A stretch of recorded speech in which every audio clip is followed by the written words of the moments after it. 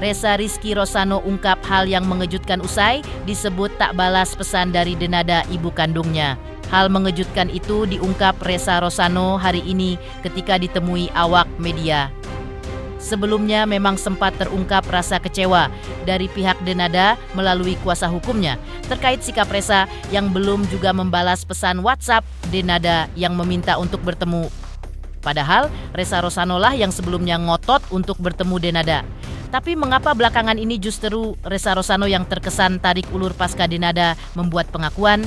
Sikap Resa Rosano tersebut terjadi di tengah gugatan perdatanya terkait nafkah anak senilai 7 miliar rupiah atas Denada yang masih bergulir di Pengadilan Negeri Banyuwangi, Jawa Timur. Lantas, seperti apa telisik hukum dari praktisi hukum kawakan Hotman Paris Hutapea atas posisi gugatan perdata Resa Rosano tersebut pasca Denada mengakui Resa sebagai anak kandungnya? Seperti apa pula sikap Denada atas pernyataan pihak-pihak yang menyebutkan bahwa Denada memiliki 3 orang anak? Pemirsa, bersama Intens Investigasi, kami hadirkan kabar terkini, terpercaya, dan teraktual. Tetapi sebelumnya, jangan lupa untuk like, subscribe, dan juga share channel YouTube ini.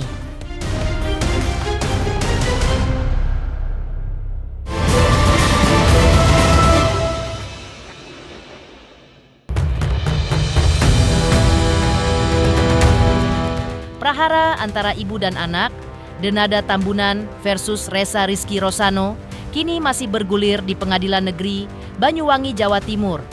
Hal itu terkait dengan gugatan perdata soal nafkah anak senilai 7 miliar dari Resa Rosano terhadap ibu kandungnya Denada Tambunan. Terungkapnya gugatan tersebut ke publik mendorong Denada pun membuat pengakuan dan klarifikasinya melalui sosial media. Denada bahkan meminta maaf kepada Resa Rosano atas apa yang terjadi selama 24 tahun belakangan ini.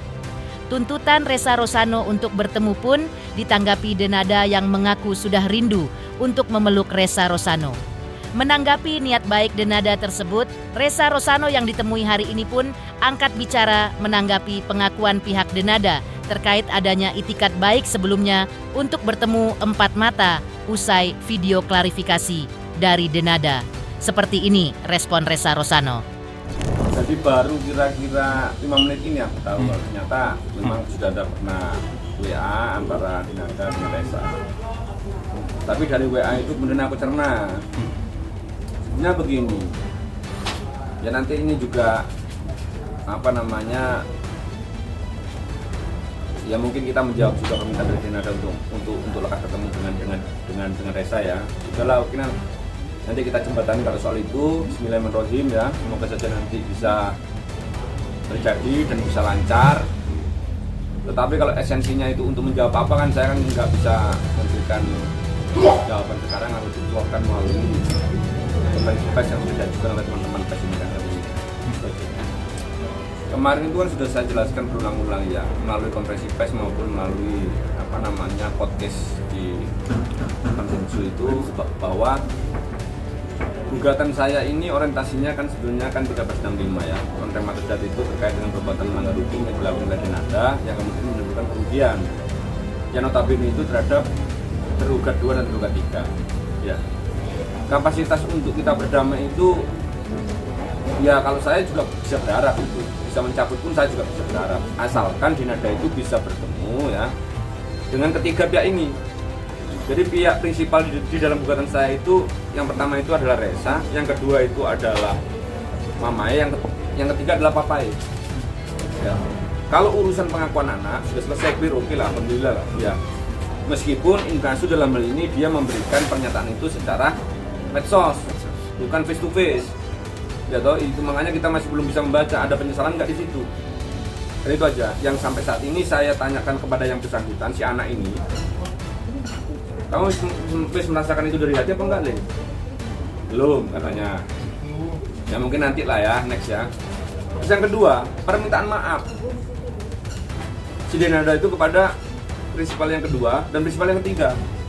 Yang notabene ini sudah membesarkan Resa dengan ikhlas, dengan rasa kasih sayang, tetapi masih didolimi. Pendoliman yang pertama, silaturahmi saja antara pihak kedua, prinsipal kedua dengan prinsipal ketiga ini nggak pernah dijemput, nggak pernah diterima oleh pihak Dinada. Bahkan yang ditunjukkan itu kan cuma waalaikumsalamnya, tetapi tidak pernah yang belakangnya itu kan ditunjukkan isinya tidak. Dia ini pernah WA Dinada, nggak pernah dijawab sama Dinada. Jadi kalau semuanya dia tersinggung, apalagi dia mendapatkan pengakuan itu hanya melalui medsos, kan sudah wajar kalau dia juga menjawab cuma hanya sekedarnya saja. Karena apa? Permintaan maaf yang dilakukan oleh Dinada itu karena dia tidak melakukan face to face, ya, tidak ada penyesalan di situ, ya, tidak mengena juga pada hatinya. Dia ini bingung mau menjawab apa lagi gitu loh. Itu makanya dalam jawaban dia yang agak panjang tadi, yang saya cerna tadi, Reza itu takut harus berbuat gimana nanti. Jadi simpelnya itu takut nanti dia gak diterima, ya. Takut sekarang ini karena memang pertemuan ini karena ada agenda, mungkin karena ada potensial loss yang sekarang ini menjadi aktual loss seperti Dinada, terjadi pemboikatan TV atau gimana. Karena kalau memang orientasinya pengakuan itu untuk apa dia ketemu? Dia ketemu ini cuma kepingin menggapai rasa kasih sayang kepada ibunya. Kalau Dinada memang mau, nanti saya fasilitasi, oke, ya toh. Saya nggak masalah, tetapi kalau kita yang disuruh untuk berinisiasi untuk ketemu, datang ke Dinada, saya kan sudah bilang di dalam konferensi pers yang sebelumnya, takutnya nanti kita nggak dibuka pintu lagi gitu loh. Makanya Dinada itu kan sebetulnya kan nggak usah ngechat, datang aja sudah, dia tahu kan gimana dia tinggal kan, itu loh. Dia salah semua nanti, karena chat-chatannya dia sebelumnya itu nggak pernah direspon sama Dinada. Itu makanya kalau semuanya teman-teman itu melakukan justifikasi bahwa sekarang ini malah dia yang salah karena nggak merespon, itu salah. Dia ini mau merespon pun takut karena dia nggak pernah, masih belum tanya ke saya. Jadi gimana ya, apa yang harus saya lakukan karena saya ini kan kakaknya kan, itu yang paling tahu dia kan. Itu makanya dia takut nanti salah langkah, salah tanggap juga. Dia bingung juga sekarang ini harus manggil ibu dah, manggil mbak lah. Soalnya di dalam cecetan itu Dinada sudah bilang, ya terserah nanti nyamannya mau panggil apa. Itu pun aneh kan rasanya kan. Coba gimana rasanya? Coba. Sekarang mau panggil mbak boleh, panggil ibu boleh kan gitu kan. Sudahlah, jangan lewat cecetan. Karena cecetan itu tidak bisa menunjukkan ya gimana rasanya perasaan ini bisa meluap gitu loh. Bisa gitu. Ya takut aja untuk menjawab, takut salah, takut enggak. Gitu. Lebih ketakut aja.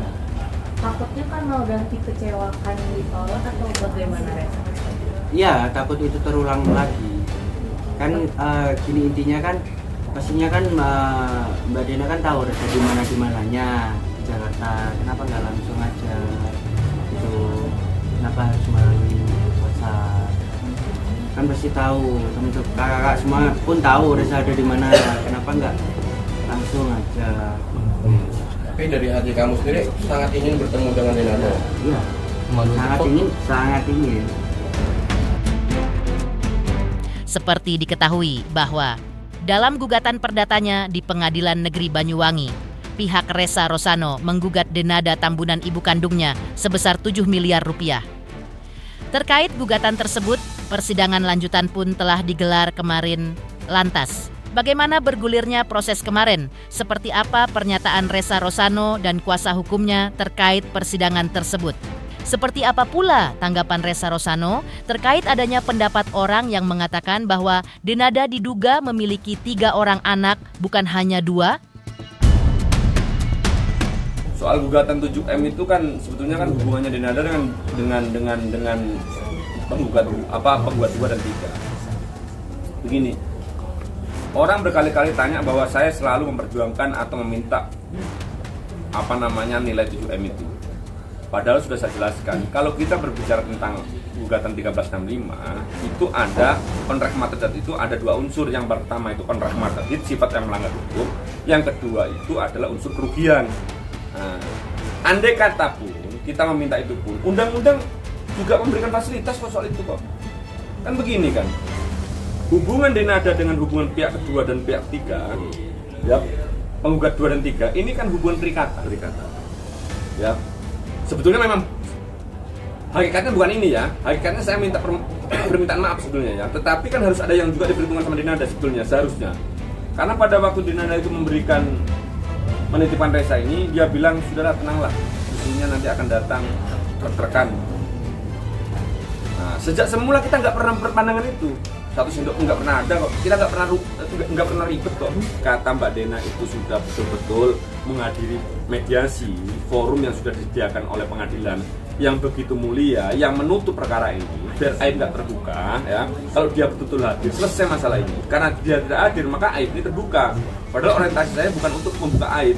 Sekarang aib lagi yang datang semuanya, anak 3 semuanya. Ya kalau itu saya nggak punya kapasitas untuk menjawab lah, daripada nanti saya juga akan mendosa lah. Prahara Denada versus Ressa Rosano masih bergulir. Sebelumnya, pihak Denada melalui manajernya Risna Ories angkat bicara menanggapi prahara antara Denada dan Ressa Rosano. Ditemui secara eksklusif oleh tim intens investigasi baru-baru ini, manajer Denada mengungkapkan bahwa pihaknya sudah menyampaikan niat baik kepada Ressa Rosano untuk bertemu. Ya, menurut pengakuan sang manajer, Denada sendiri sebenarnya sangat ingin bertemu Ressa Rosano, anak kandungnya yang selama 24 tahun tidak hidup bersama dirinya. Menurut pengakuan manajer Denada, keinginan Denada tersebut muncul setelah ia membuat video pengakuannya.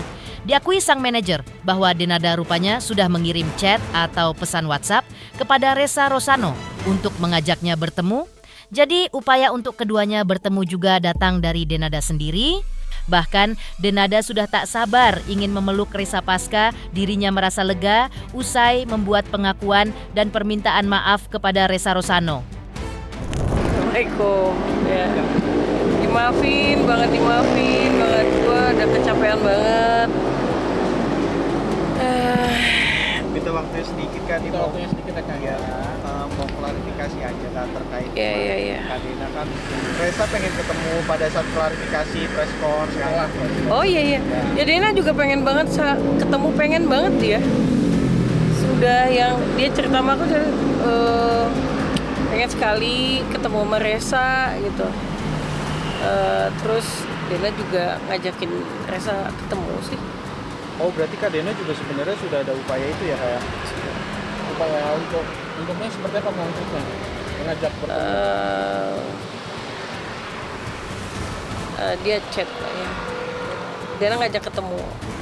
Udah ngajak ketemu setelah video pengakuan. Pokoknya gini Mas.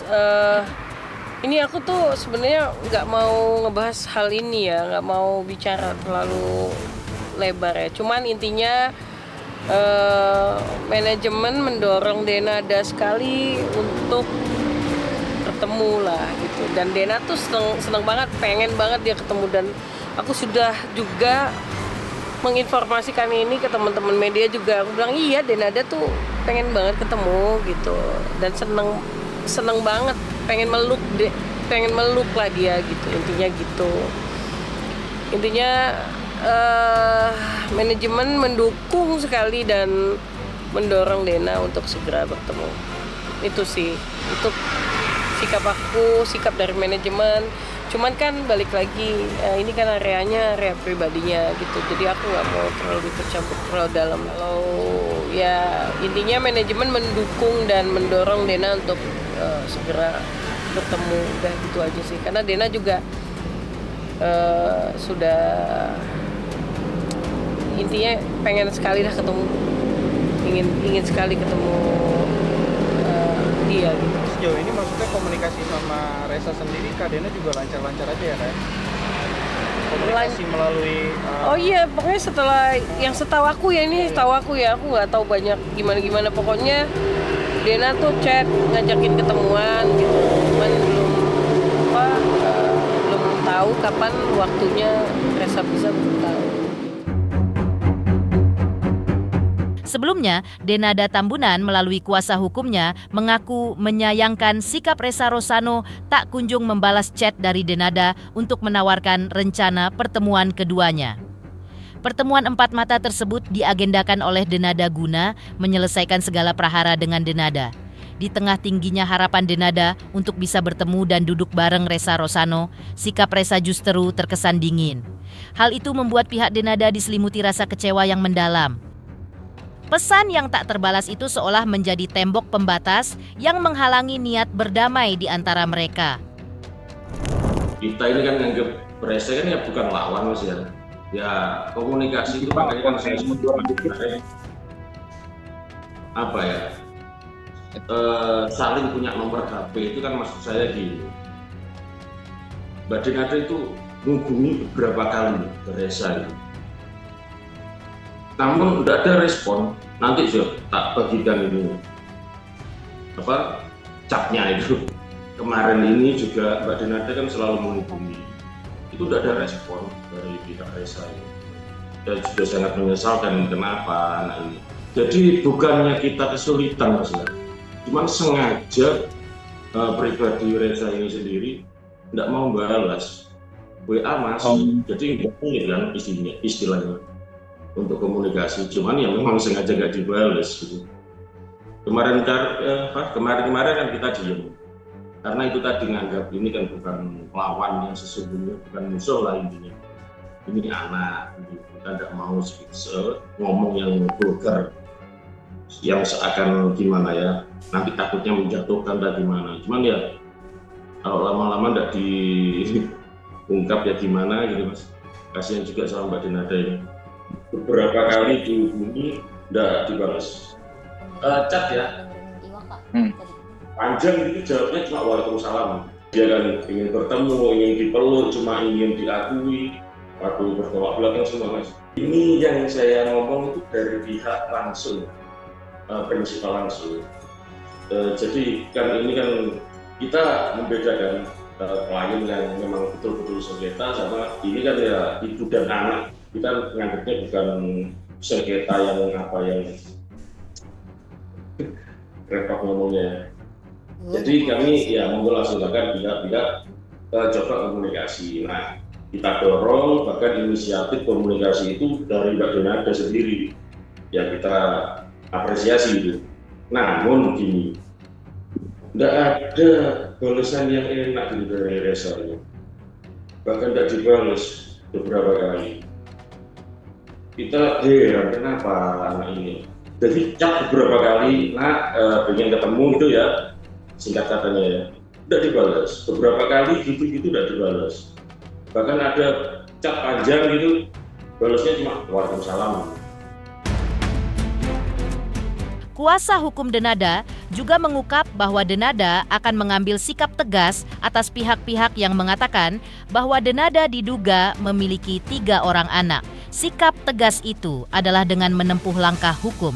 Langkah hukum hanya dilayangkan atas pihak yang belum membuat permintaan maaf atau masih tetap dengan pernyataannya tanpa menganulirnya lagi.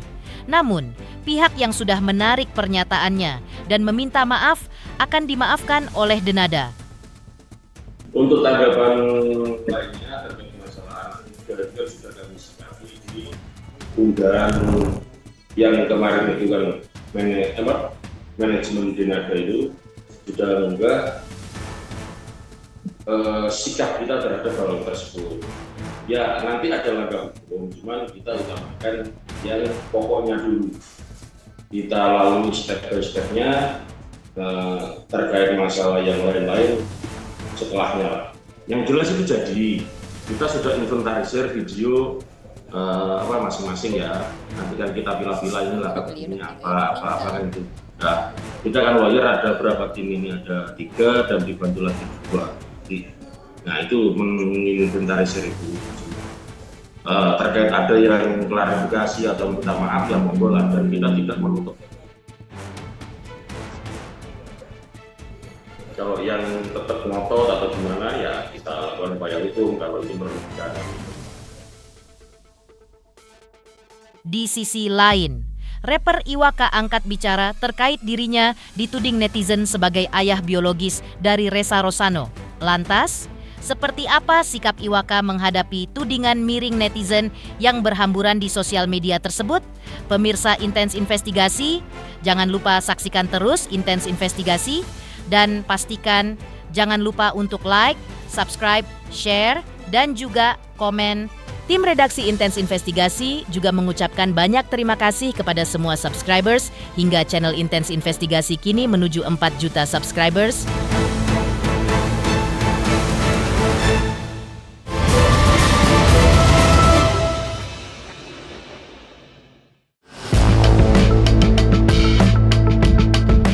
terkait siapa sosok ayah biologis dari putra Denada, yaitu Ressa Rizky Rosano, hingga kini masih menjadi teka-teki yang belum terjawab.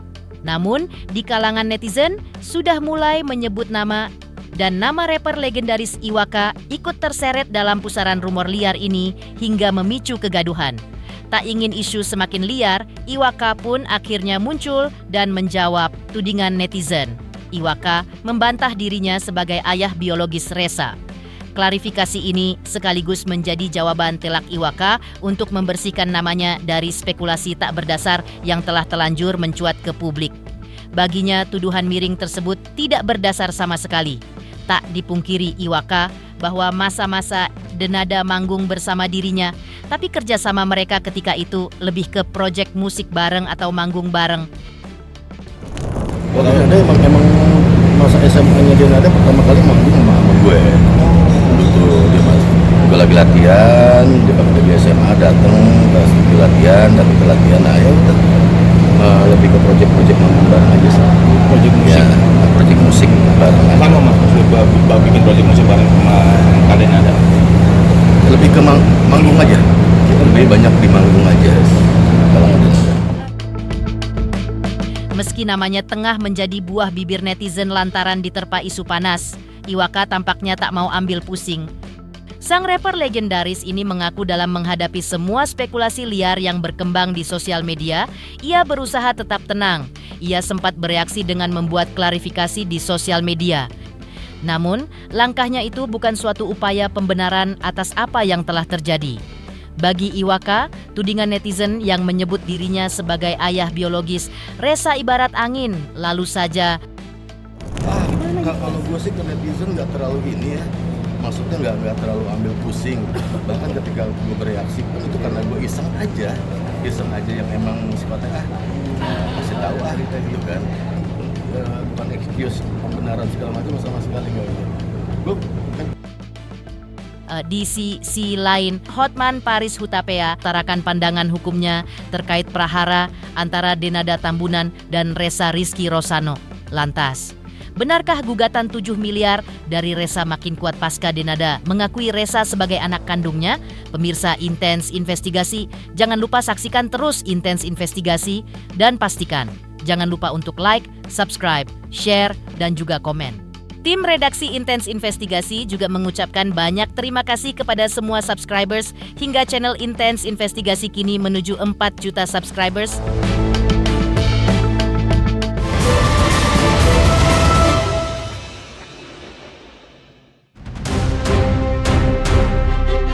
Praktisi hukum senior Hotman Paris Hutapea menyampaikan analisis hukumnya terkait adanya gugatan perdata oleh pihak Ressa Rizky Rosano kepada Denada Tambunan senilai 7 miliar rupiah.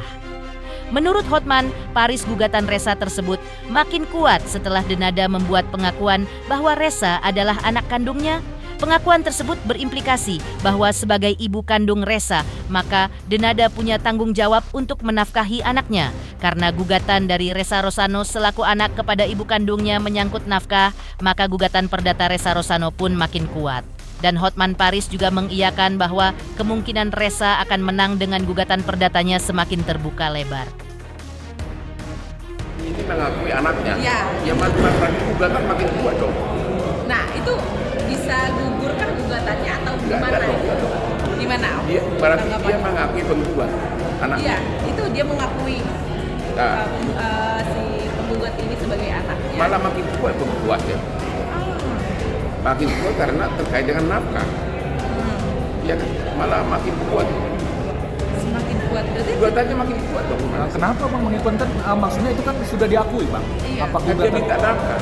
Oh, nafkah. Ya berarti yang 7 miliar itu Nafkah, yang kedua kan nafkah kan? Iya, nafkah 7 miliar. Oh, berarti kalau Makin kuat gugatannya kalau itu sifatnya menyangkut harta. Nafkah. Akan semakin kuat ya, bukan Berarti dia adalah anak sah. Dan sebagai anak sah, wajib memberikan nafkah kepada anak sah. Jadi gugatannya si anak sepanjang menyangkut nafkah justru semakin kuat. Karena ibu yang digugat untuk nafkah sudah mengakui anak itu adalah anak dia. Karena dia itu adalah anak dia, maka dia wajib memberikan nafkah.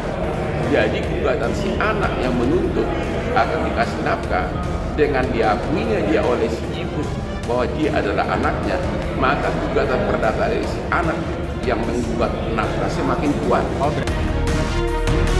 Pemirsa Intens Investigasi, jangan lupa saksikan terus Intens Investigasi dan pastikan jangan lupa untuk like, subscribe, share, dan juga komen. Tim redaksi Intens Investigasi juga mengucapkan banyak terima kasih kepada semua subscribers hingga channel Intens Investigasi kini menuju 4 juta subscribers.